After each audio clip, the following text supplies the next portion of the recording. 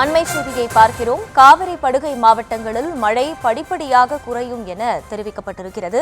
இப்ப டெல்டா மாவட்டங்கள்ல மழை படிப்படியாக குறையும்னு சொல்லப்பட்டிருக்கு. சென்னை மற்றும் புறநகர்கள்ல 4 நாட்களுக்கு மழை இருக்கும் அப்படின்னு சொல்லப்பட்டிருக்கு. இப்ப அடுத்தபடியா ஏற்கனவே எந்தெந்த இடங்கள்ல அதிக அளவுல மழை பதிவா இருந்தது, அடுத்து வரக்கூடிய நாட்கள்ல என்ன மாதிரியான விஷயங்கள்ல கவனமா இருக்கணும் சார்? உங்களுடைய விவரங்கள்.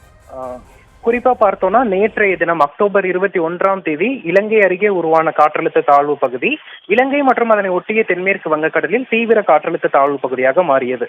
இந்த தீவிர காற்றழுத்த தாழ்வு பகுதி இன்று காலை 5:30 மணி நிலவரப்படி காவிரி டெல்டா கடலோர பகுதிகளில் மற்றும் அதனை ஒட்டிய தென்மேற்கு வங்கக்கடல் பகுதிகளில் நிலை கொண்டிருக்கு. இதன் காரணமா நேற்றைய தினம் வட மாவட்டங்கள் மற்றும் காவிரி டெல்டா மாவட்டங்கள்ல பரவலா கனமழை பதிவானது. குறிப்பாக புதுச்சேரி, கடலூர், விழுப்புரம் போன்ற மாவட்டங்கள்ல ஒரு சில இடங்கள்ல மிக கனமழை வரைக்கும் பதிவாகி இருக்கு. நெல்லிக்குப்பத்தில் ஒரு 18 சென்டிமீட்டர் அளவிற்கு மழைப்பொழிவு பதிவாகி இருக்கு. இந்த சூழல்ல காவிரி டெல்டாவை ஒட்டிய கடல் பகுதியில இந்த தீவிர காற்றழுத்த தாழ்வு பகுதி நிலை கொண்டிருப்பதன் காரணமா இன்று முதல் படிப்படியாக காவிரி டெல்டா மாவட்டங்கள்ல மழைப்பொழிவின் தீவிரம் குறையும் என எதிர்பார்க்கப்படுது.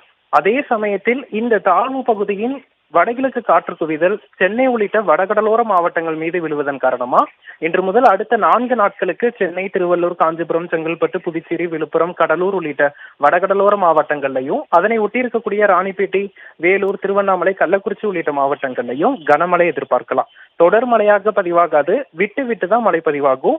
பரவலாக கனமழையும் கடலோரத்தின் ஓரிரு இடங்கள்ல மிக கனமழையும் பதிவாவதற்கான வாய்ப்புகள் இருக்கு. குறிப்பா காவிரி டெல்டா மாவட்டங்களை பொறுத்த வரைக்கும் கடந்த 10 நாட்களாக தொடர்ந்து பெய்த கனமழையினால தெற்கு டெல்டாவில் அறுவடை பணிகளும் வடக்கு டெல்டாவில் சம்பா பணிகளும் பெரிதாக பாதிக்கப்பட்டிருந்தது.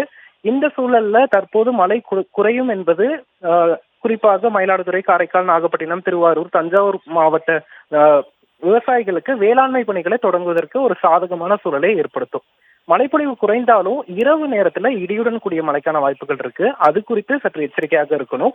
அடுத்த 4 நாட்கள் சென்னை உள்ளிட்ட வட மாவட்டங்கள்ல பரவலா கனமழைக்கான வாய்ப்பு இருக்கு. அதே போல மேற்கு தொடர்ச்சி மலை மாவட்டங்களான கோயம்புத்தூர், நீலகிரி, திருப்பூர், ஈரோடு மற்றும் தேனி, தென்காசி போன்ற மாவட்டங்கள்லையும் இரவு நேரத்துல இடி மின்னலுடன் கூடிய கனமழைக்கான வாய்ப்புகள் இருக்கு.